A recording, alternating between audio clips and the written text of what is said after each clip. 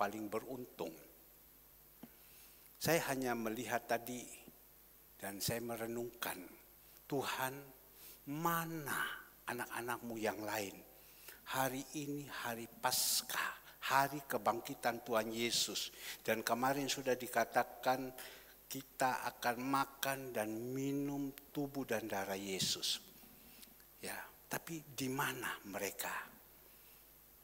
Dan saya hanya diingatkan, hari Paskah kami tidak bisa datang karena ada pesta keluarga di luar kota. Hari Paskah, hari kebangkitan Tuhan Yesus, ada pesta. Dan mereka lebih mendahulukan pesta daripada Tuhan. Ya, yang kedua, mana lagi kau dah datang? Oh ya, mereka datang sore. Karena sore ada acara, drama dan lain-lain. Dan yang kedua ada maam. Jadi kami datang sore. Saya bilang Tuhan. Tapi Tuhan bilang tidak apa-apa. Ya, banyak yang dipanggil, sedikit yang dipilih. Ini anak-anak-Mu yang mau mendahulukan Tuhan. Ini anak-anak-Mu yang mau mencari Tuhan. Tuhan kasih sama saya satu pengertian. Ya, saya kasih sama saya satu pengertian. Kamu lihat bangsa Israel, 2 juta orang. Ya, pada waktu mereka susah, mereka berseru kepada Tuhan. Dan pada waktu itu Tuhan mendengar seruan mereka, melihat mereka susah, Tuhan perintahkan Musa. Musa, ayo bawa keluar bangsa ini. Bangsa ini sedang ditekan oleh Firaun. Ya, Firaun itu juga bisa menceritakan kegelapan. Bisa menceritakan barang-barang halus, kuasa-kuasa kegelapan. Mereka sedang ditekan, bawa keluar. Tetapi juga namanya manusia, 2 juta orang. Ya, sudah melihat bagaimana pertolongan Tuhan di dalam kehidupan mereka sebelum mereka berangkat, dan saat itu Tuhan sudah menjamah orang-orang yang ada di Mesir pada itu, memberikan mereka emas. Mereka keluar, mereka membawa emas begitu banyak. Tapi tidak tahu terima kasih. Karena apa? Pikiran mereka kan hanya dunia saja, yang penting keluar. Waktu mereka melihat mujizat demi mujizat, keajaiban demi keajaiban, di situ mereka melihat, tapi hanya melihat keajaiban-keajaiban saja. Tolong Pak, ada orang di muka. Hanya melihat keajaiban-keajaiban saja. Tetapi mereka tidak melihat kebaikan Tuhan. Mereka tidak melihat keselamatan ini. Nah, Bapak Ibu yang dikasihi Tuhan, apa yang terjadi? Hanya bersungut-sungut di dalam kehidupan mereka. Apa yang terjadi Bapak Ibu? Mereka bersungut-sungut, ya, mereka pada mati semua di padang belantara, di padang gurun. Tapi kita melihat ada ini Yosua, ada ini Kaleb. Jadi Bapak Ibu imani, saya ini Yosua, saya ini Kaleb. Ya, yang lain di mana? Yang lain Bapak Ibu, mereka sudah ikut Tuhan dan sampai pada waktu mereka sudah ditolong Tuhan, dijaga Tuhan, dilindungi Tuhan, mereka mundur lagi. Ya, maka itu Tuhan bilang melalui Rasul Paulus, jangan kita sia-siakan kasih karunia yang Tuhan berikan kepada kita. Nah, pagi hari ini kita bersyukur. Ya, kita bersyukur. Kalau kita punya pandangan rohani yang bagus, kita hanya melihat, oh ya, masih pun seberapa, tapi ada penyertaan Tuhan, berarti Tuhan senang. Banyak gereja, orang lebih senang. Wah, di sana rame di sana, rame di sana. Semua pada berbondong-bondong rame. Ya, semua pada berbondong-bondong rame. Belum tentu mereka punya kerohanian sama dengan Bapak Ibu. Hari Jumat barusan saya ada bilang kepada Bapak Ibu bahwa selesai ibadah ada orang suami istri akan datang kepada saya. Ya, mereka datang kepada saya, mereka tidak ke gereja. Ya, mereka datang kepada saya padahal waktu itu saya bilang, kamu ke gereja dulu, selesai ke gereja baru kamu ketemu saya. Mereka tidak ke gereja. Tapi pada waktu itu Bapak Ibu, datang kepada saya, berbicara. Yang ada sama dia hanya nangis. Kenapa kok saya harus begini? Kenapa saya harus begini? Kenapa saya punya nasib apes? Kenapa saya jadi kena kutuk dan lain-lain terus? Saya bilang, kutukmu sudah selesai di kayu salib. Tinggal sekarang engkau mau percaya apa tidak. Tapi kenapa saya harus begini dan menangis. Dan saya sebagai gembala saya capek. Tetapi untung 27 tahun saya jadi hamba Tuhan. Saya ketemu jemaat-jemaat yang senantiasa nangis terus. Dengan susah, kenapa. Tapi ada beberapa yang bisa saya bimbing kepada mereka. Dan mereka sudah bisa jadi kuat. Ada juga yang tidak bisa. Itulah manusia. Kami berbicara sekian lama. Tiba-tiba dibilang, Pak, ada keluar saudara saya, teman saya datang dari Malang. Loh, untuk apa? Mau ajak saya pergi ke gereja. Loh, kok bisa dari Malang kok datang ke Surabaya? Iya, Pak, karena ada penyanyi dari Jakarta yang nyanyi. Ya, jadi mereka mau datang. Mereka tinggalkan, mereka punya gereja, mereka datang ke Surabaya cari penyanyi itu. Waktu mereka duduk, saya katakan kepada mereka, apakah kamu tidak beribadah dulu di Malang sana? Dia dari satu hamba Tuhan yang lucu menyampaikan apa? Oh tidak, dia bilang, kami mau datang karena ada penyanyi dari Jakarta. Jadi kami datang. Saya bilang, dulu kamu ibadah di mana kamu beribadah. Supaya kamu mengerti, kami tahu kamu kuat. Kamu lihat teman kamu ini, dari tadi nangis terus. Kenapa? Mengalami persoalan, mengalami masalah. Bagaimana Pak? Dan bagaimana Pak? Nangis terus, kenapa? Rohaninya tidak bagus. Orang kalau rohaninya bagus, apapun persoalan, masalah, dia tenang. Karena Yesus sudah katakan, damai sejahtera ku berikan kepadamu. Dunia tidak bisa berikan. Tapi kalau kita dekat dengan Tuhan, damai sejahtera ku berikan kepadamu. Itu yang paling penting. Segala kesudahan sudah dekat. Ada masalah begitu banyak. Tuhan bilang kamu harus tenang. Bagaimana kita harus tenang kalau rohani ini tidak bagus? Ya, tapi banyak sekarang akhir zaman seperti begini. Maka itu kita jadi anak-anak Tuhan, kita perlu hati-hati. Kalau rohani kita turun, yang susah kita. Kalau rohani kita naik, yang untung kita. Karena apa? Kalau rohani kita turun, kita menghadapi ke depan ini dengan banyak sekali persoalan masalah. Tapi kita bisa tenang. Kalau rohani kita naik, kita tenang. Seperti hari ini, kita gereja harus bisa menyiapkan dana 6 juta. Dari mana ini? Dari mana? Untuk biaya ini. Mengharapkan siapa? Renungkan baik-baik, mikir. Harus siapkan 6 juta. Dari mana? Coba kita pikirkan. Dan sudah ditentukan. Kamu tidak boleh lewat. Harus kamu bayar. Sebab apa? Kalau kamu tidak bayar Bapak Ibu, waktu dia pasang ini tiang, dia pasang ini trafo, dia naikkan strom 128.000, ada perjanjian PLN dengan saya. Tidak boleh terlambat tanggal 20. Kalau terlambat berarti hilang. Karena waktu dia pasang, orang pasang meter, tambah naik daya, harus kasih uang. Kita tidak. Kasih karunia Tuhan, Tuhan menjamah, tidak usah bayar. Kamu boleh pakai. Ya. Tapi kalau kerohanian kita tidak bagus, pasti saya sebagai seorang pemimpin, tidak usah gereja. Saya mau pergi cari uang dulu. Ya, saya mulai ambil sapu tangan, saya ikat di muka, saya naik sepeda motor, saya cari, saya kejar sampai malam. Dan juga hasilnya sia-sia. Tapi kita tenang. Kita tahu.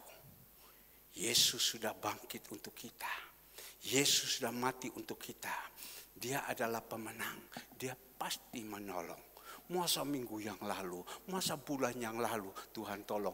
Masa setiap hari kita memberikan orang-orang untuk orang susah. Bisa, kenapa tidak? Maka itu butuh sekali kerohanian kita. Kalau rohani kita tumbuh, yang untung kita. Kalau rohani kita mati, yang rugi kita. Maka itu orang dunia banyak sekali mereka datang hanya mencari apa yang ada di dalam dunia. Dia dapat ya apa yang di dalam dunia, dia pakai, selesai.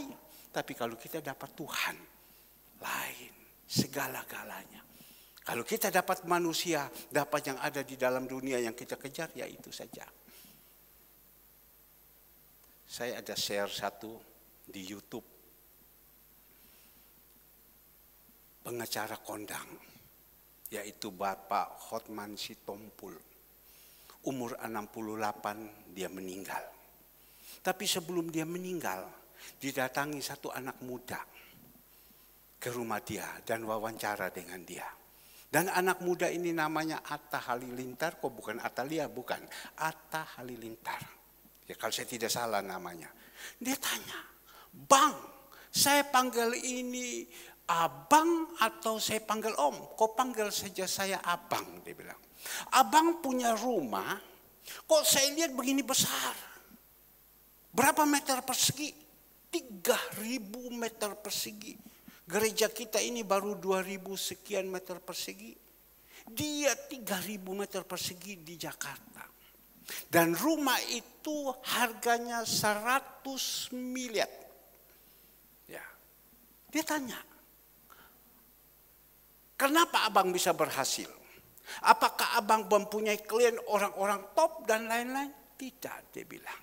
"Saya bisa berhasil," dia bilang, "karena apa? Saya membangunkan satu lembaga." Ya. Dan di situ lembaga itu namanya Mawar Sharon. Bukan gereja Mawar Sharon, tetapi karena dia berjemaat di gereja Mawar Sharon di ya Pendeta Yakob Nahowai, dia kasih nama Mawar Sharon. Dan di sini yang ada di dalam hati saya, membela orang-orang miskin. Ya. Membela orang-orang miskin. Jadi orang-orang miskin yang ada kita bela, kita bela, kita bela. Dan kita tidak pungut biaya. Orang miskin kita mau dapat uang dari mana seperti tadi kita lihat. Jadi saya berpikir, iya ya, Tuhan pakai juga kepada kita. Membela orang-orang miskin, perhatikan orang-orang miskin yang pasti kita lakukan. Tapi bukan punya motivasi.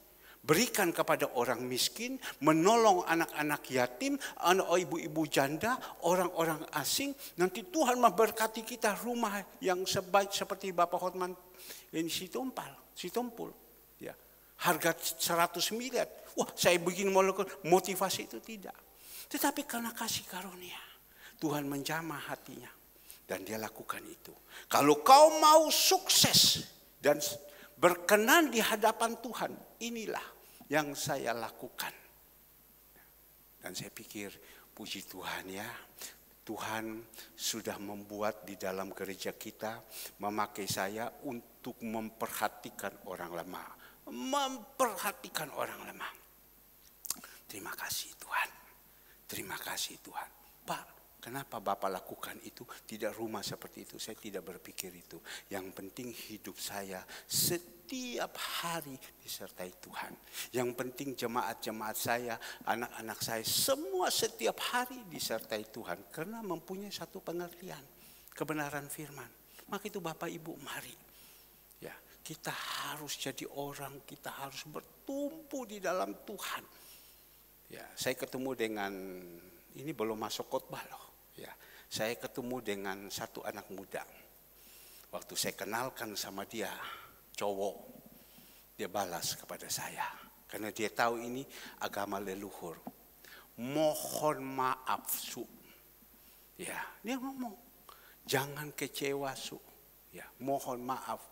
Kalau mau Susu mau kenalkan ini, saya berteman saja iya, tetapi kalau untuk berumah tangga atau dengan dia tidak mau, dia bilang. Saya tidak mau. Kriteria saya bukan rumah seperti Hotman Sitompul, 100 miliar tidak.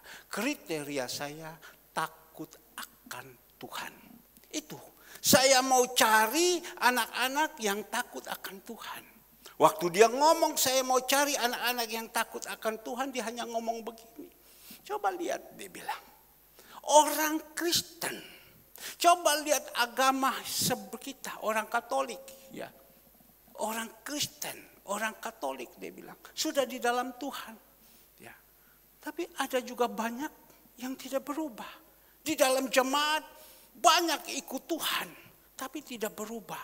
Tetapi yang saya mau cari, yang sudah berubah. Karena kalau saya dapat yang tidak berubah, kelihatan dia kaya, kelihatan dia hebat, tetapi rohaninya tidak bagus, percuma. Maka itu Bapak Ibu yang dikasih Tuhan, kalau masih mau pagi-pagi ini datang mencari Tuhan, itu paling penting. Saudara saya dia ngomong begini, kamu lihat itu temanmu, dia bilang, dulu dia kerja kapal, kamu kerja kapal. Sekarang dia luar biasa, kaya setengah mati. Orang dunia berbicara. Ya, dia bangun satu tempat di daerah rumah yang besar. Dia punya hotel A, dia punya hotel B, dan punya hotel C. Tetapi saya bilang, siapa yang tinggal? Ya dia bilang, tidak ada yang tinggal. Hotel yang satu kasih kepada anaknya yang perempuan. Sekolahnya di Kanada, pulang bawa S2. Sekarang sudah umur 38. Siapa yang mau sama dia? Terlalu pintar, tomboy. Tidak ada orang mau dekat sama dia. Punya harta banyak. Hanya satu, sudah bosan di hotel situ, lari ke hotel sini. Bosan, lari ke Surabaya. Bosan, lari ke pergi luar negeri. Hanya itu saja. Yang satu lagi dikasihkan kepada bapaknya satu hotel. Anak laki ini, ya, tidak laki, tidak perempuan. Ngerti ya? Tidak laki, tidak perempuan. Bangunnya jam 2 siang. Ya, tidak menikah, sudah umur 36, 37. Pusing papanya. Saya bilang, kau lihat apa gunanya? Dia kaya seperti itu. Tapi hasilnya seperti itu. Yang ketiga, dia punya rumah, dia bangun besar sekali di daerah. Itu ada mungkin 5.000. Ya, tanah di dalam kolam renang. Tetapi yang tinggal siapa? Pembantu. Papanya sudah tidak bisa buat apa-apa. Papanya hanya sudah tua. Melihat yang satu anak perempuan dah menikah, tomboy. Yang melihat yang satu lagi begini, yang satu lagi begini. Untuk apa harta begitu banyak? Tapi tidak bisa mereka nikmati. Lebih baik seperti kita. Hidup ini pas. Pas butuh, pas ada. Pas butuh, pas ada. Tuhan tolong. Tuhan tolong. Saya senang, saya percaya. Tadi pagi saya sudah ada di sini 5:30. Saya duduk sebentar, pas Hirait masuk. Habis itu saudara Naldi datang. Pagi 5:30 sudah datang. Oh terima kasih, saya bilang Tuhan. Andre sudah ada. Habis itu Catherine datang. 5:30 lebih sudah ada. Terima kasih Tuhan. Bersyukur kepada Tuhan. Maka itu Bapak Ibu, kita pagi hari ini memperingati hari kebangkitan Tuhan Yesus. Kita harus punya iman. Tuhan Yesus bangkit, kita harus bangkit. Masa Tuhan Yesus bangkit, kita masih tetap seperti yang dulu? Aku masih seperti yang dulu. Jangan. Yang nyanyi itu saudara Ivon. Aku masih seperti yang dulu. Tidak. Tuhan Yesus sudah mati untuk kita. Dan dia bangkit untuk kita. Kita harus bangkit toh. Jangan sampai tidak bangkit. Ngapain kalau kita ikut Tuhan kita tidak bangkit? Kita belajar daripada Tuhan Yesus. Tuhan Yesus sampai mati di kayu salib. Dia bilang sudah selesai. Mulai dia lahir. Yohanes 3 ayat 16. Dia lahir. Dan dia mulai sesudah itu, dia mulai dibesarkan. Umur 33, dia mulai masuk pelayanan. Penderitaan demi penderitaan dihadapi. Penderitaan demi penderitaan. Ya, kita melihat. Dia jalankan terus. Tanpa persungutan. Dan dia mengucap syukur terus. Dia mengucap syukur terus. Sampai selesai penderitaan. Untuk siapa dia menderita? Untuk kita ini yang berdosa. Sehingga firman Tuhan dikatakan di dalam 1 Petrus ayatnya ke-18 kita melihat ayat ke-17 ya. 17 sebab 1 Petrus 3 ayat 17 sebab lebih baik menderita karena berbuat baik jika hal itu dikehendaki Allah daripada menderita karena berbuat jahat. Dia menderita. Ya. Menderita karena apa? Berbuat baik. Ya. Ada orang menderita karena berbuat jahat. Teman saya dia bilang, Pak, kalau rumah saya ini dilelang, bagaimana sudah ini Pak? Saya harus tinggal di mana Pak? Berapa kau punya utang semua? Saya punya utang di bank sekian miliar. Saya punya utang kartu kredit sekian ratus juta. Saya punya utang ini, saya punya utang ini. Jadi berarti engkau dikejar orang. Waduh, setiap hari saya dikejar sambil menangis lagi. Ya, setiap hari. Ya, dia menderita.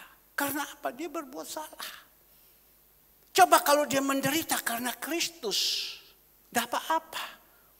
Ini menderita karena berbuat salah.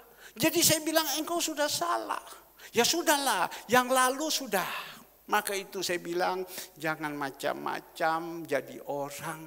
Sudah ikut Tuhan, kalau sudah terangkat tetap rendah hati, tetap nurut taat seperti Tuhan Yesus.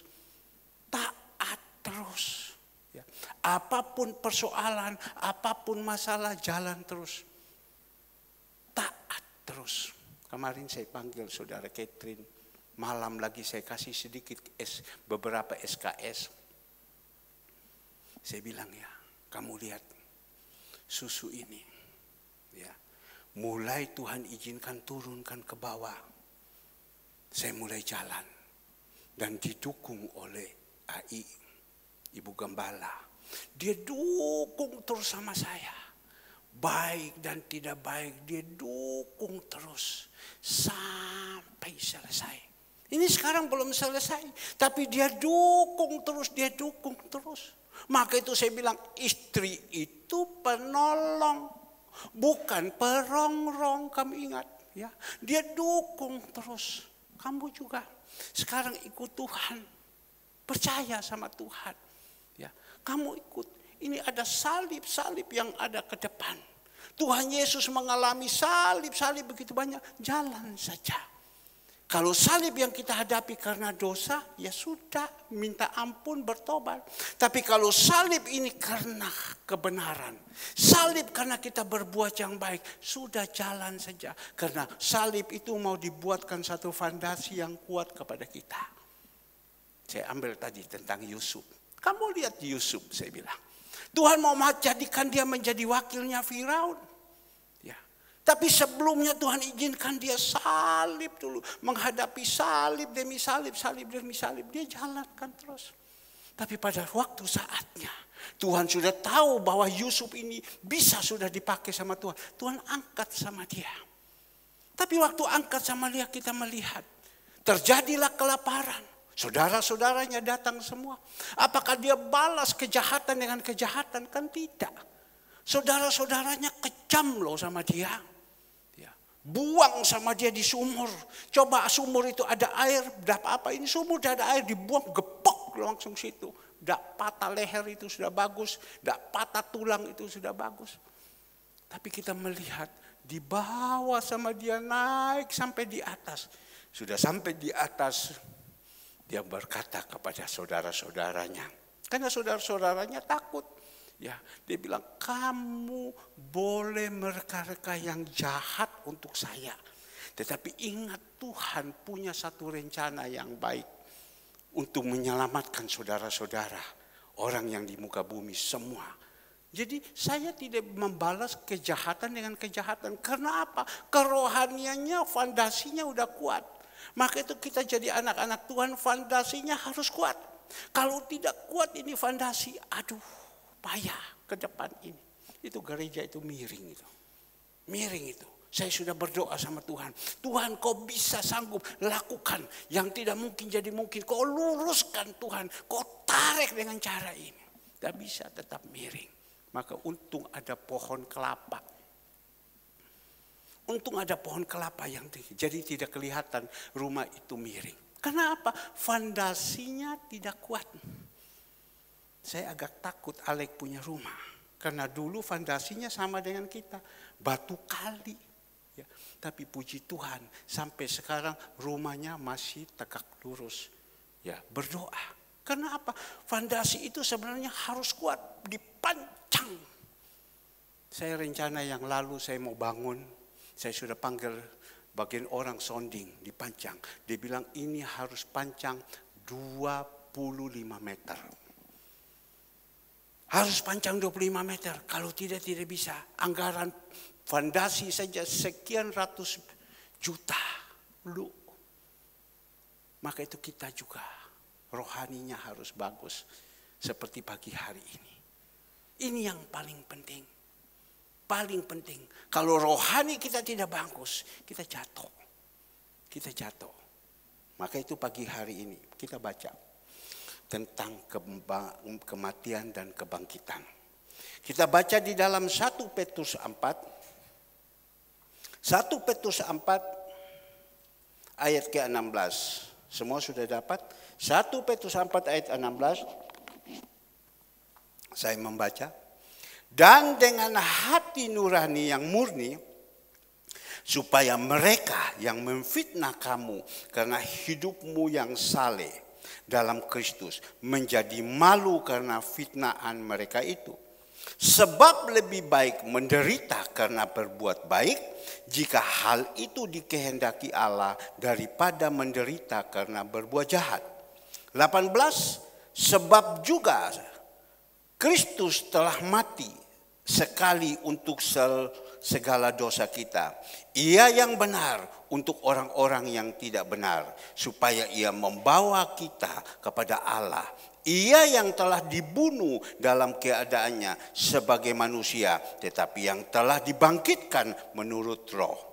Dan di dalam roh itu juga ia pergi memberitakan Injil kepada roh-roh yang di dalam penjara, yaitu kepada roh-roh mereka yang dahulu pada waktu Nuh tidak taat kepada Allah, ketika Allah tetap menantikan dengan sabar waktu Nuh sedang mempersiapkan bahteranya, di mana hanya sedikit, yaitu 8 orang yang diselamatkan oleh air bah itu. Bapak Ibu yang dikasihi Tuhan, ini surat pertama dari Petrus, ya, kepada pengikut-pengikut Kristus pada waktu itu. Kenapa Petrus yang saya berbicara? Saya renung-renungkan pada waktu zaman Tuhan Yesus, murid Tuhan Yesus ring 1 itu adalah Petrus. Ring 1 itu adalah Petrus. Saya senantiasa berbicara kepada Ibu Andreas. Ibu Andreas, suamimu Pak Andreas, dia ring 1-nya Tuhan Yesus. Ya. Jadi kalau saya panggil Pak Andreas, namanya ring 1-nya Tuhan Yesus. Jadi Ibu Andreas juga, ya Pak, ring 1 ada ke Blitar katanya. Loh, dah ikut, iya namanya ring 1. Tapi Petrus ini ring 1-nya Tuhan Yesus. Dan Petrus itu tahu. Dan kita tahu pada waktu Tuhan Yesus bangkit, Maria Magdalena bersama beberapa perempuan-perempuan yang ada pagi-pagi. Mereka pergi ke kubur. Dan pada waktu mereka berkubur, maksudnya tujuannya membawa rampe atau rempah-rempah. Dan mereka pergi sampai ke sana, mereka melihat kubur Yesus itu sudah terangkat. Dan Yesus sudah tidak ada. Yesus sudah tidak ada. Apa yang terjadi Bapak Ibu? Di situ hanya kain kafan tok. Pada waktu itu Yesus meninggal, mereka masukkan di dalam kubur dan ditutup dengan kain kafan. Dan waktu itu kain kafan saja. Yesus sudah tidak ada. Karena apa? Sudah terangkat. Dan pada waktu terangkat itu sudah tidak ada. Maria Magdalena bersama teman-temannya ketemu dengan dua malaikat. Ya, baju berkilau. Di dalam Lukas 24 nanti kita baca. Bajunya berkilau. Dia bilang, kenapa kamu mencari orang yang sudah tidak ada? Dia sudah tidak ada. Dia sudah terangkat. Yang datang itu malaikat surga bawa sama dia naik ke atas. Jadi waktu itu Maria Magdalena bersama teman-temannya pulang memberitahukan temannya. Dan perjalanan pulang dia ketemu dengan siapa? Sama Petrus. Ini Petrus ini yang tulis. Petrus, ya. Yesus yang kita sembah ini, Yesus yang kita cari ini, Yesus yang kita membawakan rempah-rempah, dia sudah tidak ada. Petrus masih hong-hong, masa ada? Petrus lari pergi. Pagi-pagi lari pergi, melihat benar tidak ada. Baru Petrus pulang, kasih tahu teman-temannya bahwa benar Yesus punya. Di kubur Yesus sudah tidak ada. Sudah bangkit. Nah Bapak Ibu yang dikasihi Tuhan. Inilah kenapa dia mati. Dia mati karena untuk kita. Sekali lagi, kenapa Yesus itu mati? Dia mati untuk kita.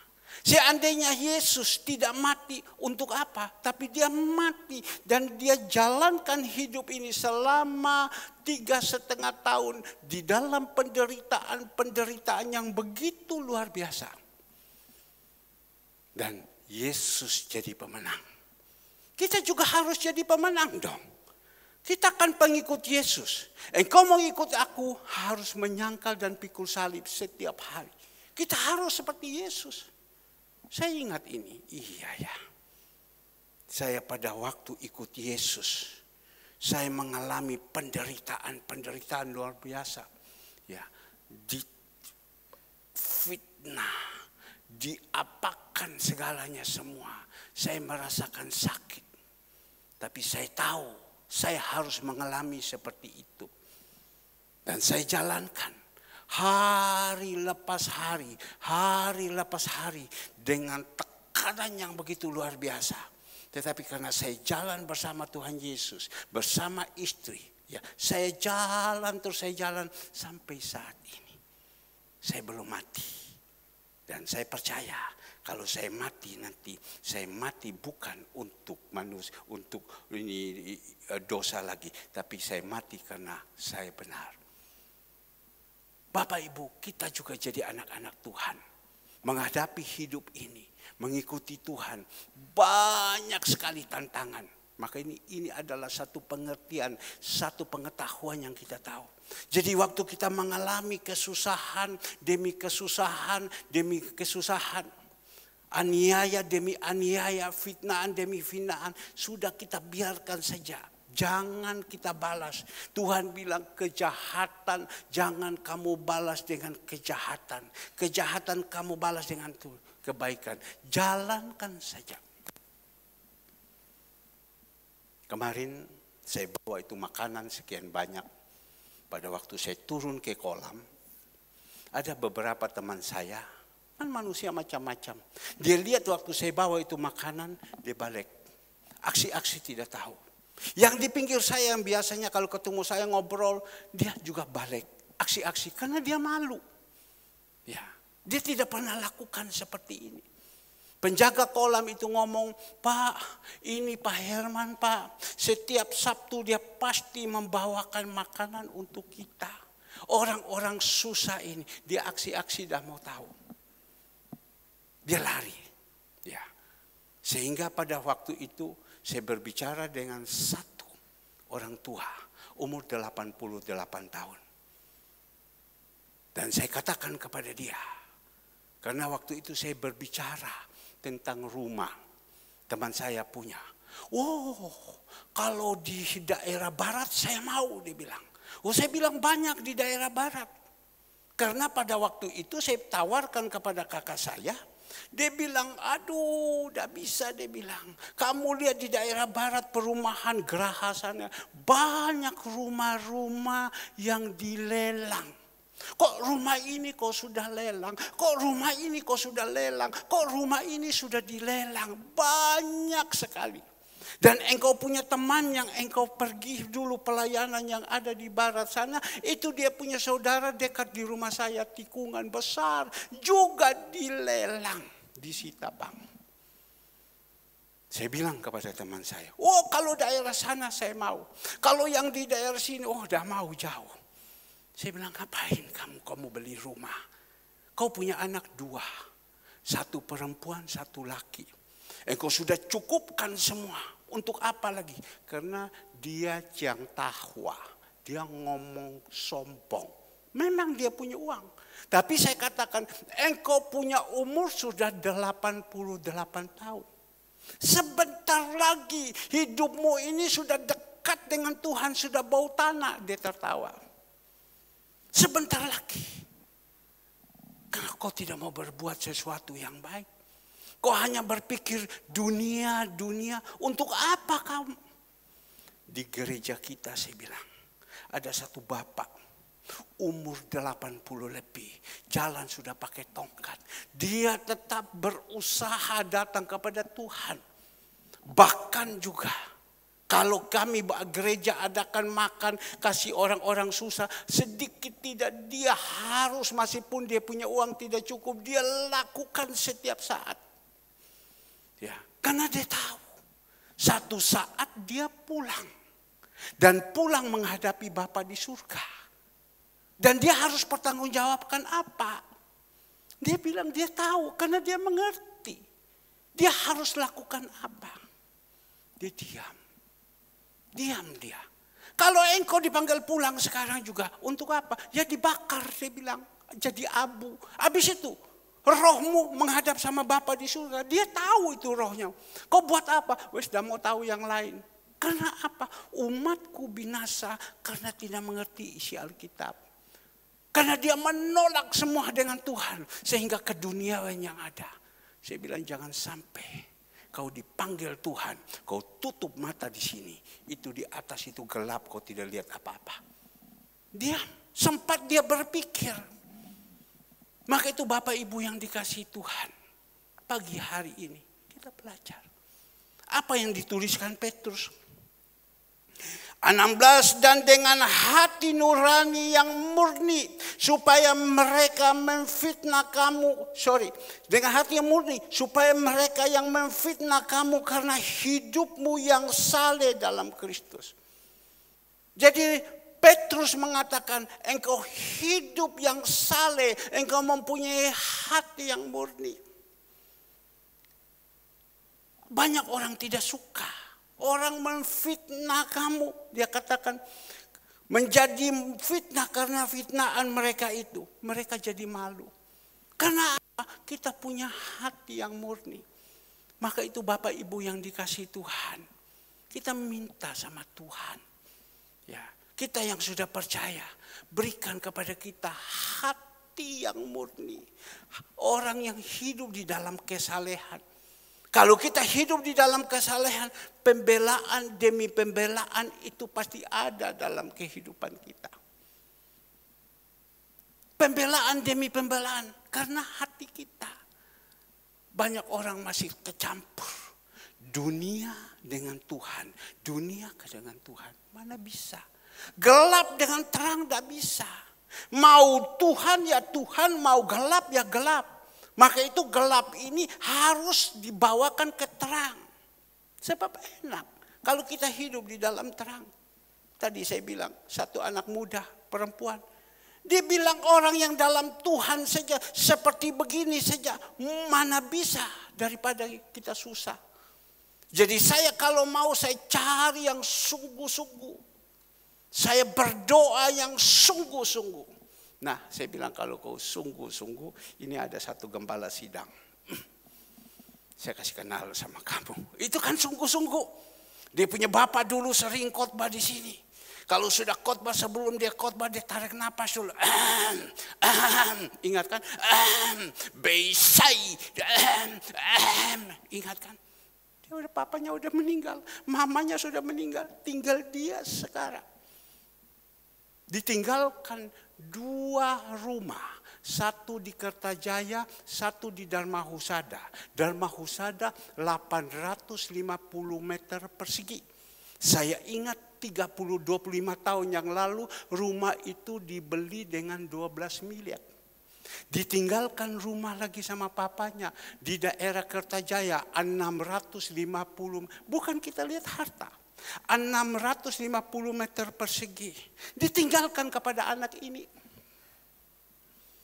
Cinta Tuhan, saya bilang. Gembala itu. Kan katanya cari yang cinta Tuhan. Tuhan ketemukan. Maka itu Bapak Ibu. Kita cari bukan cari yang kaya. Kita cari yang takut akan Tuhan. Tetapi juga bagaimanapun kalau bisa kita dapat yang sudah disiapkan. Ya, jangan sampai kita tidak punya apa-apa. Nanti kontrak kiri, kontrak kanan jadi kontraktor. Jangan. Tapi marilah dikatakan di sini.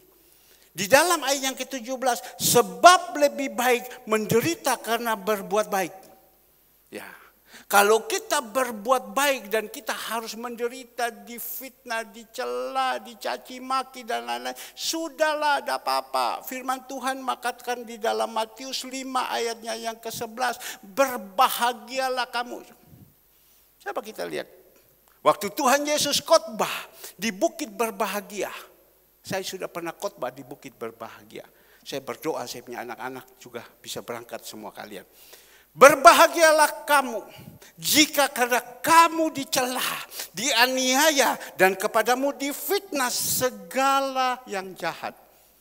Tuhan Yesus pada waktu itu dia khotbah. Kalau kamu difitnah, berbahagialah kamu jika karena kamu dicela. Kita karena Tuhan kita dicela dan dianiaya dan kepadamu difitnah segala yang jahat. Tuhan Yesus ngomong itu. Dia juga mengalami difitnah, dianiaya. Kepada siapa?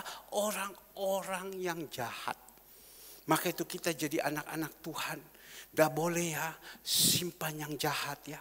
Yakobus bilang buangkanlah yang jahat ada dalam hidup ini. Buanglah. Kadang kita itu masih punya pemikiran ada hati jahat. Awas kau ya, awas kau ya, awas kau ya. Ada masih hati jahat? Tidak.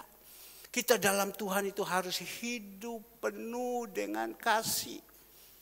Ya, saya ajak saya punya anak-anak. Mari hidup dengan kasih. Ada yang susah kita tolong mereka. Ada yang susah kita tolong mereka. Ada yang tidak bisa berbuat apa-apa kita lakukan yang baik untuk mereka. Kalau mereka salah kita ngomong. Kenapa kamu susah? Karena kamu punya masalah ini, masalah ini. Teman saya yang datang. Saya tanya kepada dia. Kenapa kau susah? Diceritakan segalanya semua. Ya, saya bilang, saya sudah mengalami ini. Buang sudah.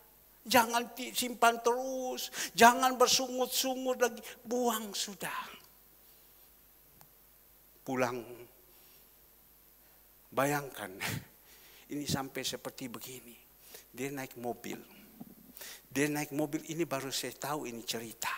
Orang yang dikatakan tidak mungkin jatuh, tapi karena dia jatuh, saking sudah hidup penuh dengan ketakutan, kebingungan, dia naik mobil.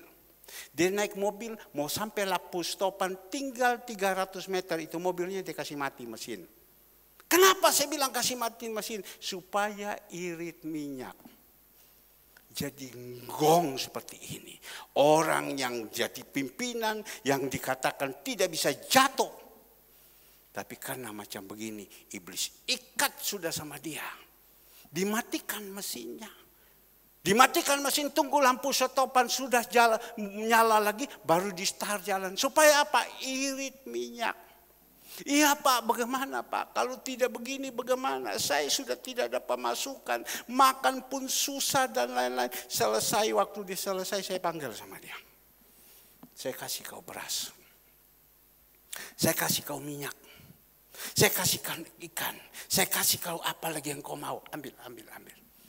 Demi bini sudah, jangan, tidak apa-apa. Engkau seperti ini.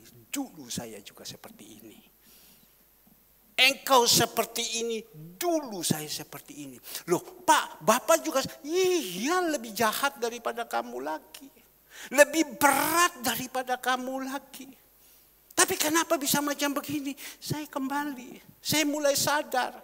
Itu semua karena kasih karunia. Saya bangkit lagi, saya semangat lagi, saya melayani Tuhan.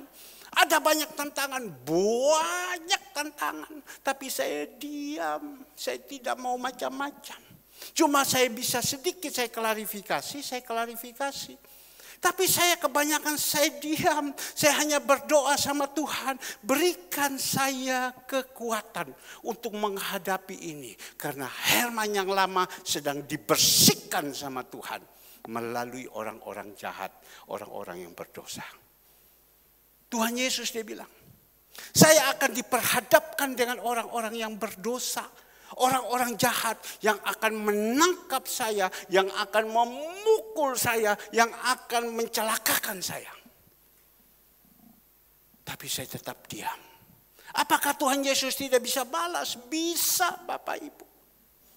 Maka itu Bapak Ibu yang dikasihi Tuhan. Kita percepatkan. Dan kita melihat.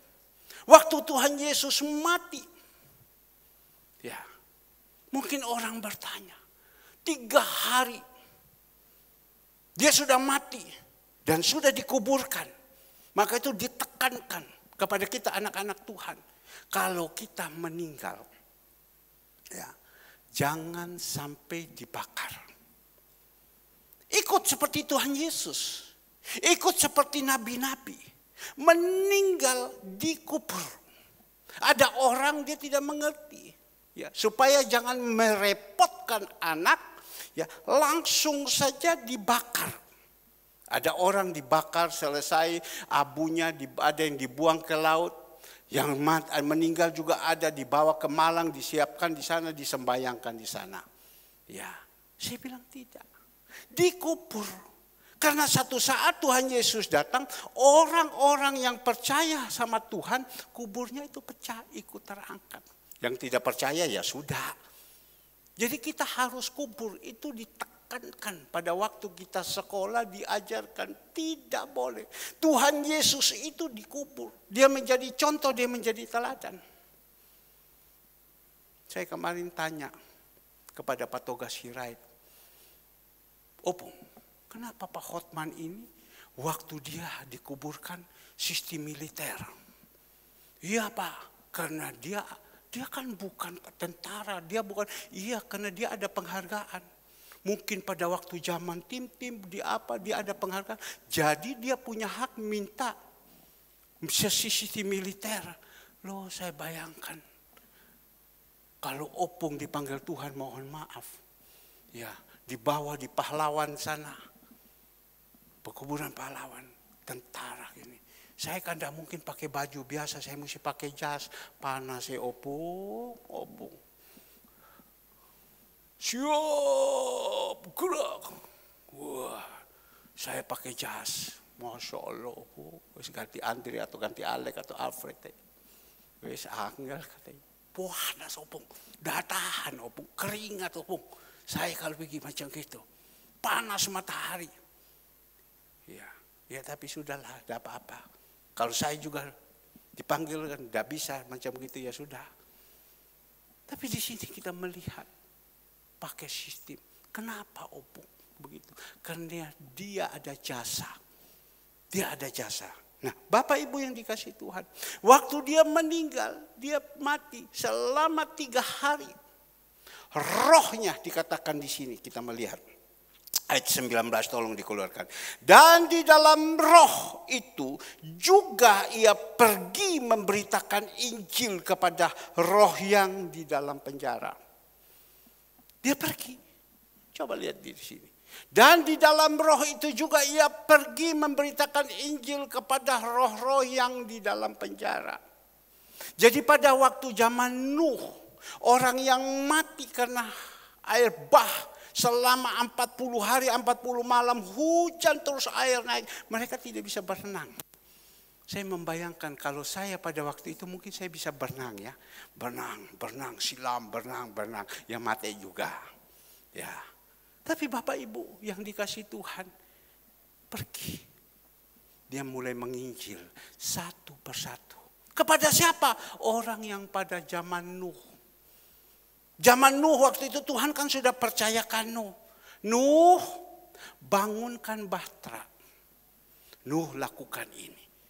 Dan di sekeliling itu ada banyak orang-orang yang berdosa. Nuh mulai menginjil mereka, mereka tidak mau. Nuh mulai menginjil mereka, mereka tidak mau. Mereka malah ngejek, mereka hina sama Nuh, mereka fitnah sama Nuh. Meninggal, mati. Dan mati pada waktu itu mereka diizinkan di dalam penjara.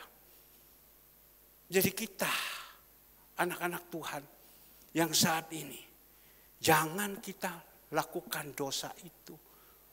Kepada hamba-hamba Tuhan, kepada Nuh. Nuh omong, mereka hina lagi sama Nuh, mereka fitnah lagi sama Nuh. Jangan. Pada waktu itu Tuhan izinkan mati. 8 orang dari anak-anak Nuh, mantu cucu, semua hanya 8 orang yang diselamatkan. Yang lain orang Telolima bilang mati kapi. Mati semua. Nuh datang. Menginjil kepada mereka di dalam penjara. Menginjil kepada mereka. Sesudah menginjil dan saat itu Tuhan Yesus sudah selesai tugas selama 3 hari 3 malam. Dia bangkit. Nah kita belajar di dalam Lukas 24. Lukas 24 ayatnya yang pertama. Cerita di sini tentang kebangkitan Yesus. Dikeluarkannya. Dan pada hari Sabat mereka beristirahat menurut hukum Taurat. Tetapi pagi-pagi benar pada hari pertama minggu itu mereka pergi ke kubur membawa rempah-rempah yang telah disediakan mereka. Ya, pagi-pagi benar. Tadi pagi jam 4:30 saya memang sudah diomongi kemarin. Teman saya yang dokter itu dia ngomong, kami gereja besok pagi, pasca ini jam 5 pagi kami sudah harus pergi gereja. Jadi saya jam 4 sudah bangun. Saya tidak bisa tidur 1 malam, saya takut saya tidak bisa bangun. Dan pergi sana membawa rempah-rempah ke gereja. Kita bawa daun. Dan semua nanti jemaat-jemaat yang datang sesudah itu putar ke mimbar dengan pegang daun ini. Jadi pada waktu dia masuk ke gereja, dia telepon. Sedangkan saya video call, dia bilang, Pak, Bapak kenal ini. Loh Pak Herman, teman saya satu pengusaha kapal. Yang ada sekarang sudah umur 80 lebih, sudah tua. Oh Pak Herman, apa kabar? Ini hari pimpin ibadah, iya. Ini kami bawa ya daun untuk apa? Pagi-pagi jam 8. Orang-orang tua. Mereka lakukan ini. Pergi, saya bilang bukan ke kubur ya, ke gereja. Ya sudahlah pagi-pagi orang-orang tua mereka pergi. Pagi-pagi mereka sudah pergi gereja. Kita jam 6, orang jam 5. Pagi-pagi dan dikatakan di sini. Ayatnya selanjutnya. Mereka mendapati batu sudah terguling dari kubur itu. Dah gampang loh ya. Batu itu Tuhan Yesus pada waktu mati. Itu digali itu tanpa dimasukkan dan ditutup dengan batu besar. Tapi batu ini bisa terguling. Berapa tahun yang lalu waktu saya mau khotbah tentang ini. Saya teringat. Ya. Saya di daerah orang kalau meninggal pakai batu kubur yang besar. Tutup dari atas itu mungkin 10 ton punya. Mereka angkat itu batu dibukakan dan diisi di situ ditutup. Dan kalau ada yang meninggal lagi dibuka lagi itu batu. Tapi batu itu besar sekali. Pakai manusia. Sampai saya bilang kepada kakak saya, kamu coba tolong foto itu batu kubur. Dia foto. Saya kasih tunjuk, ini loh batu kubur. Di dalam itu bisa isi orang banyak. Tetapi ini Tuhan Yesus punya batu ini, kubur ini pada waktu mereka datang pagi-pagi. Lihat batu ini sudah terguling. Siapa yang menggulingkan? Manusia tidak bisa. Apakah zaman dulu ada alat berat tinggal angkat saja? Tidak. Tetapi ada malaikat yang datang mengangkat ini. Ya, mengangkat tutup kuburan itu. Batu ini ada malaikat. Jadi secara manusia tidak mungkin kitab ini bisa berubah. Batu ini bisa terguling yang menekan kita. Tetapi Tuhan sanggup melakukannya. Dan kita lihat dikatakan di dalam Mazmur 24. Dan setelah masuk mereka tidak menemukan mayat Tuhan. Ayat ketiga. Dan sementara mereka berdiri termangu-mangu karena hal itu, tiba-tiba ada 2 orang berdiri dekat mereka memakai pakaian yang berkilau-kilau. Mereka sangat ketakutan dan menundukkan kepala, tetapi kedua orang itu berkata kepada mereka, "Mengapa kamu mencari Dia yang hidup di antara orang mati?"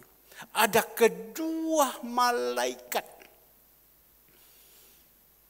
Kalau kita sekarang sedang tertekan, sedang mati, tidak bisa berbuat apa-apa, percaya ada 2 malaikat yang akan tolong kepada kita.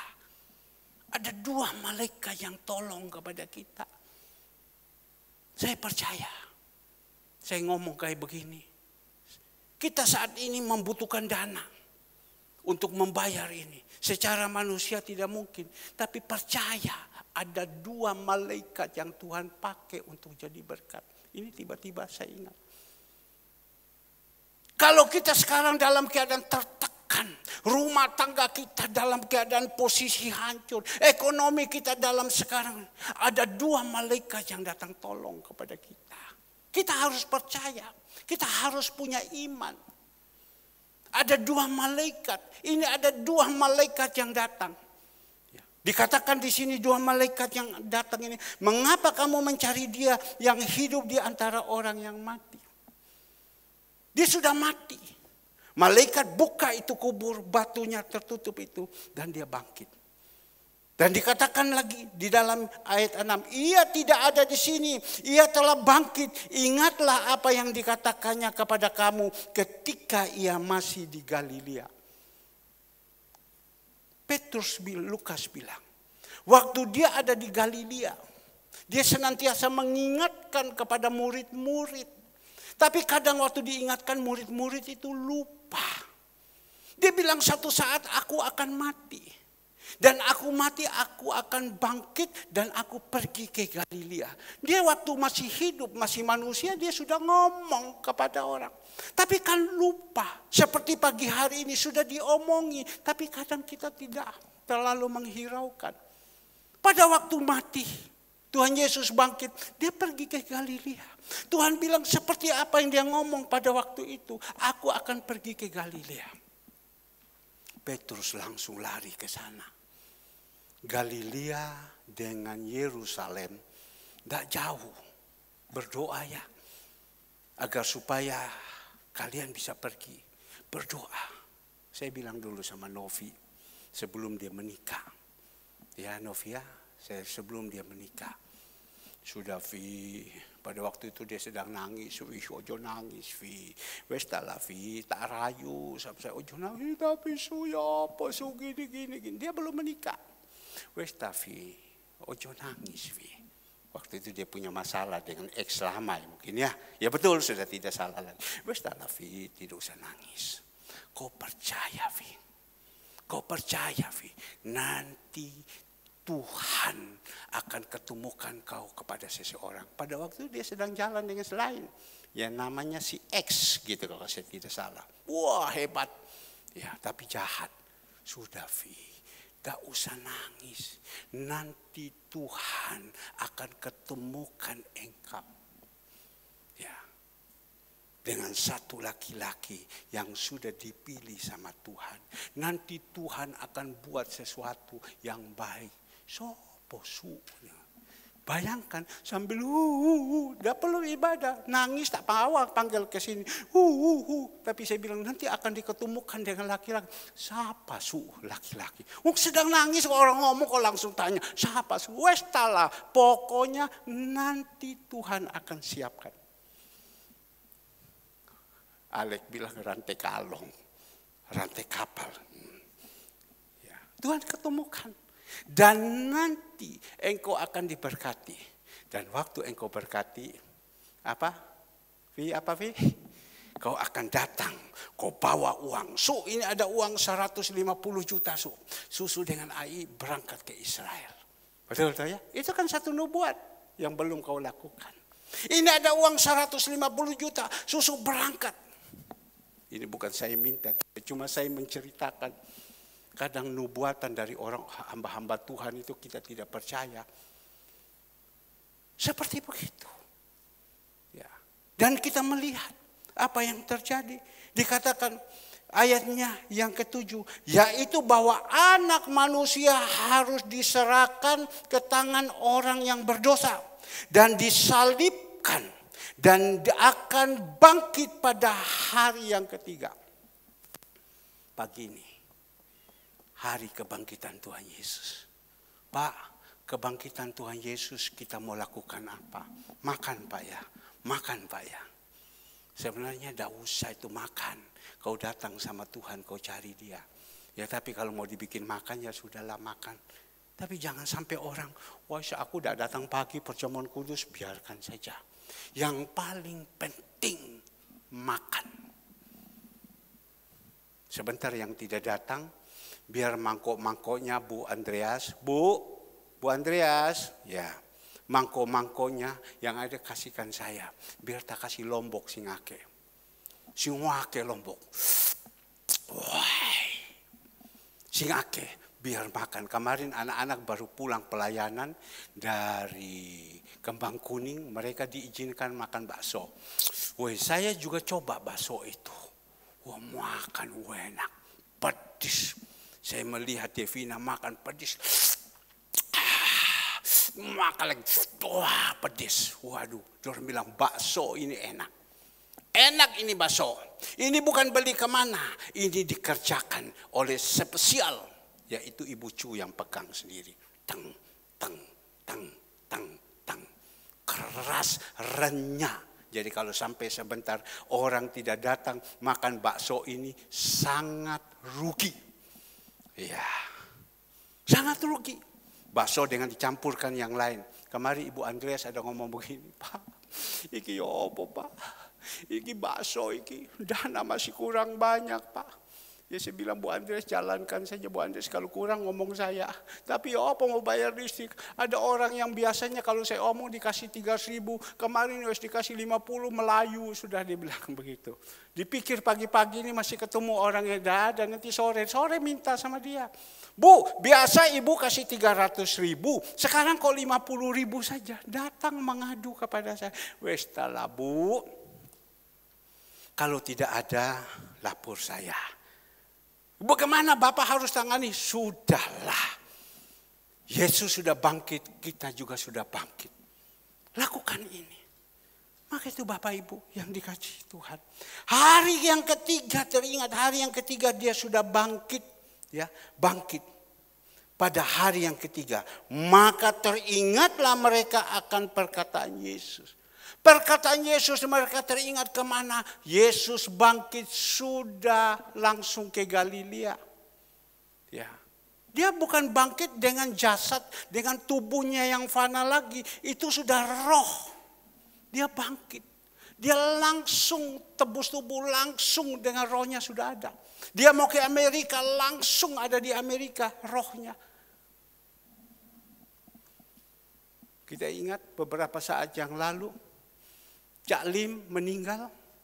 Hari pertama dia datang kepada istrinya. Apa dia bilang kepada istrinya? Ma, ya, kon sing sabar ya, sing ikhlas ya. Hari pertama. Hari kedua dia datang lagi. Saya tidak tahu, nanti tolong diuraikan kembali. Hari kedua dia datang lagi.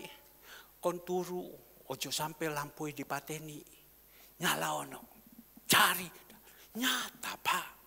Masih datang, nyata. Hari ketiga dia bilang, wes aku tak budal sudah ya. Tidak ada lagi sudah hari yang ketiga. Jadi mungkin hari pertama, hari kedua dia masih gentayangan, mungkin. Ya. Tetapi firman Tuhan bilang, dia waktu meninggal, jasadnya ada di bawah, sudah dikuburkan, rohnya sudah menghadapi kepada Bapa di surga. Tapi hari ketiga, seperti itu. Saya juga tidak mengerti. Ya, kakak saya juga bilang begini, Pak Subianto waktu meninggal, loh hari pertama kok saya mimpi, saya lihat sama dia. Dia datang pegang tas di hotel, dia duduk sebentar, dia hilang. Habis itu hari kedua, saya mimpi, dia pikul itu kayu. 20 batang kayu panjang-panjang, dia pikul, setengah mati dia pikul. Wah saya bilang hati-hati kamu. Tuhan sudah kasih ingat, kau juga harus bertobat. Kalau tidak nanti kalau kau mati, kau juga disuruh pikul kayu seperti macam begitu. Itu jangan, itu alibi kamu. Dia bilang, waduh menghadapi orang macam begini susah. Nah Bapak Ibu yang dikasihi Tuhan. Dan setelah mereka kembali dari kubur, mereka menceritakan semua itu kepada ke-11 muridnya. Dan kepada semua saudara-saudaranya. 10. Perempuan-perempuan itu ialah Maria dan Magdalena, Yohana dan Maria ibu Yakobus, dan perempuan-perempuan lain juga bersama-sama dengan mereka memberitahukan kepada rasul-rasul. Tetapi bagi mereka perkataan-perkataan itu seakan-akan omong kosong. Coba bayangkan, waktu disampaikan Tuhan Yesus, mereka tidak dengar. Sehingga orang bilang Tuhan Yesus sudah bangkit pergi ke Galilea, orang berpikir omong kosong. Kadang kita jadi manusia begitu. Maka itu kita harus mengerti firman Tuhan. Jadi pada waktu diomongi itu kita tahu. Bukan kita bilang omong kosong. Tapi mereka katakan di dalam ayat yang 10. Yohanes dan perempuan-perempuan lain juga bersama-sama dengan mereka memberitahukan kepada rasul-rasul. Tetapi bagi mereka perkataan-perkataan itu seakan-akan omong kosong. Dan mereka tidak percaya kepada perempuan-perempuan itu. Tidak percaya. Padahal Tuhan sudah ngomong. Mereka masih tidak percaya. Kita ingat Lazarus dan orang kaya. Kita ingat ya, Lazarus dan orang kaya, kita ingat kan? Pada waktu Lazarus meninggal, dan sesudah itu, Lazarus meninggal, sesudah itu orang kaya meninggal. Pada waktu meninggal, Lazarus sudah ada di pangkuan Abraham. Orang kaya ini ada di, waktu meninggal, ya sudah ada di situ. Tapi orang kaya ini merasakan kehausan yang begitu luar biasa. Dia datang kepada Abraham, Abraham tolong. Saya ini haus. Itu Lazarus tolong suruh dia pergi kasih tahu. Saya kepingin minum, tapi suruh Lazarus pergi. Ya, kasih tahu. Kepada siapa? Sorry. Lazarus, minta Lazarus supaya membawakan air. Kalau saya tidak salah, mohon maaf kalau saya salah. Ya. Tapi di situ Bapak Ibu, apa yang terjadi? Sudah, engkau dan Lazarus itu ada jurang pemisah yang jauh sekali. Lazarus ada di sana, engkau ada di sini. Tapi saya ini menderita, orang kaya ini bilang. Tapi Abraham bilang apa? Engkau kan sudah diomongi. Ya, ada nabi datang, ada hamba-hamba Tuhan ngomong, engkau tidak mau dengar. Waktu disampaikan, engkau tidur saja terus. Waktu disampaikan, kau main HP saja terus. Sekarang kau tidak tahu. Ya, kalau begitu tolong, izinkan saya hidup. Supaya saya mau kasih tahu saudara-saudara saya, jangan sampai hidup ini seperti saya, menderita selamanya. Sudah dia bilang, sudah dikasih tahu, jangan. Ya, nabi-nabi sudah omong, semua sudah omong, tapi kau masa bodoh, kau sepelekan. Ya tapi tolonglah kesempatan satu kali, saya pergi kasih tahu, jangan. Sudah. Pak Herman sudah omong di mimbar. Cuma kita saja yang cuek. Sama juga ini. Tuhan Yesus sendiri sudah berbicara. Aku mati dan hari ketiga aku bangkit. Dan bangkit, rohku sudah ada di Galilea sana. Tapi orang bilang omong kosong, seolah-olah mereka tidak mau percaya. Karena apa? Yesus sudah omong kepada mereka, tapi mereka tidak percaya. Maka itu Bapak Ibu, kita jadi anak Tuhan. Saat ini kita mendengar firman Tuhan. Kita harus percaya. Saya terlalu yakin. Seperti Bang Hotman bilang. Bukan Atalia, Atta Halilintar ini. Ya, kau mau jadi pengacara. Bukan mencari orang-orang kaya. Kau cari orang-orang susah. Kau tolong sama mereka. Nanti hidupmu, nanti Tuhan yang tolong. Bang, bagaimana bang bisa dapat rumah 100 miliar? Saya dah tahu. Saya dah tahu. Pokoknya itu firman saya percaya, saya lakukan. Dan bukti ini kan nyata. 100 miliar rumah, tapi saya berharap kita tidak punya motivasi, saya lakukan ini. Tetapi lakukan kebenaran firman Tuhan. Seperti kita yang saat ini sedang melakukan kebenaran firman Tuhan. Kita buat saja, kita buat saja. Hari Sabtu pada waktu itu, hari Jumat karena tidak memberikan makan di panti Trosobo sana, bakti luhur. Saya bilang kita hari Jumat harus buat yang baik. Harus buat yang baik. Ibu Gembala bilang sudah cukup. Ibu-ibu yang ada ini sudah Pak, sudah cukup. Tidak, kita harus buat yang baik. Harus buat yang baik. Kita buat yang baik. Ya, saya bilang sama ibunya, Bunyo, tolong ke pasar induk, belikan ini lagi, tambahkan ini lagi, tambahkan ini lagi. Tolong Cinyo, ya, buat yang baik. Kita lakukan yang baik. Sebab yang kita buat ini bukan untuk manusia, kita buat ini untuk Tuhan. Buatlah yang baik.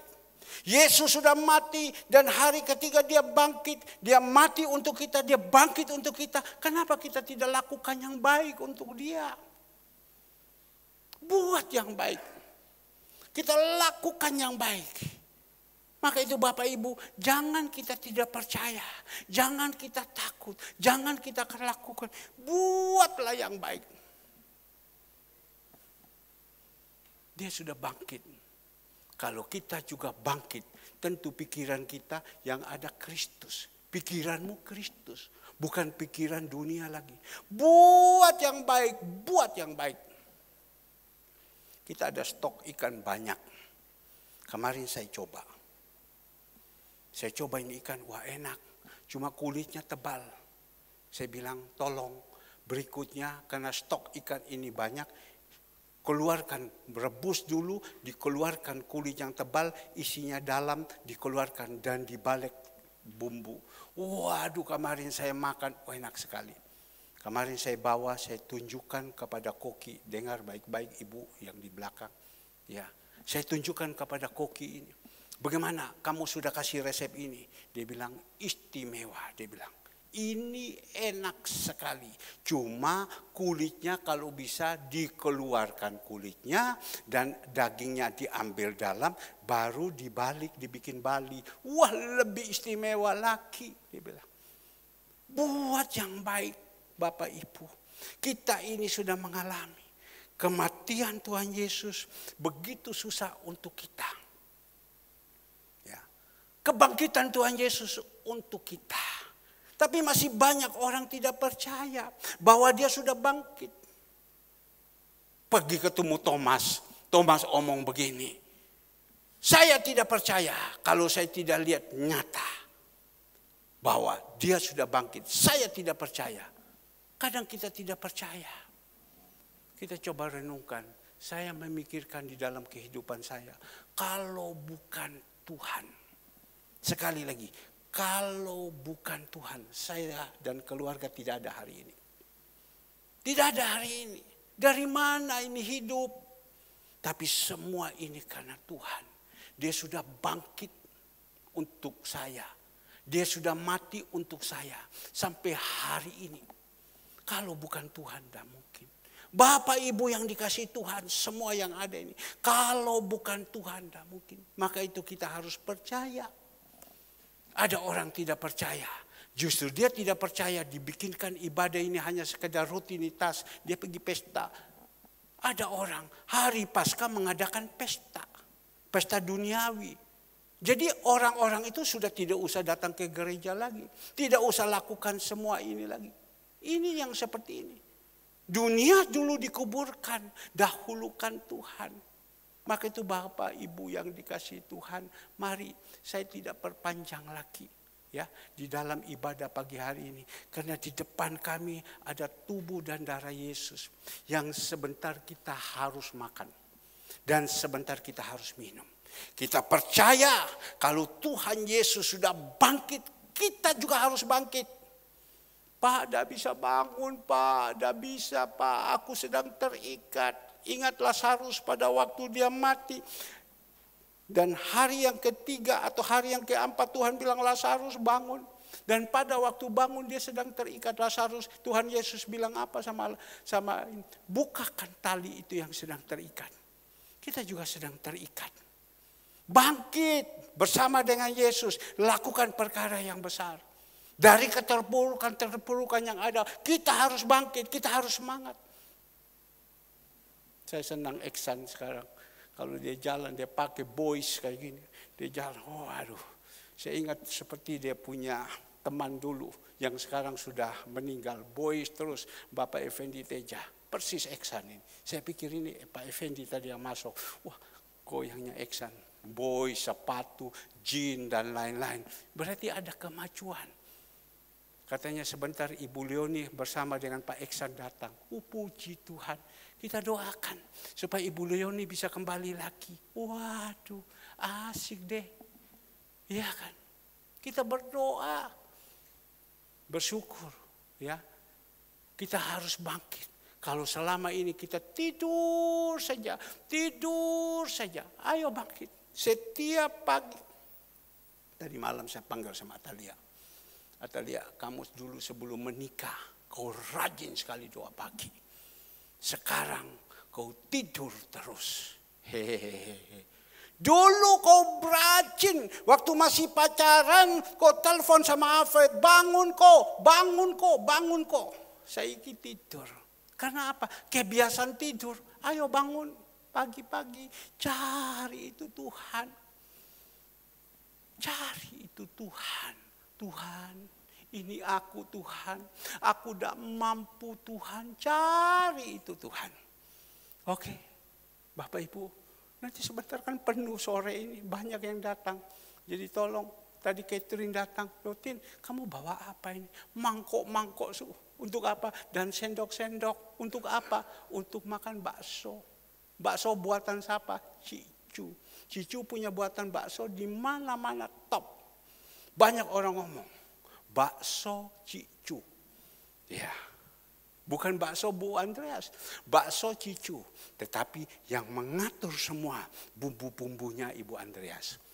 Saya bilang Bu Andreas, kasih lombok yang banyak. Seperti Devina waktu makan.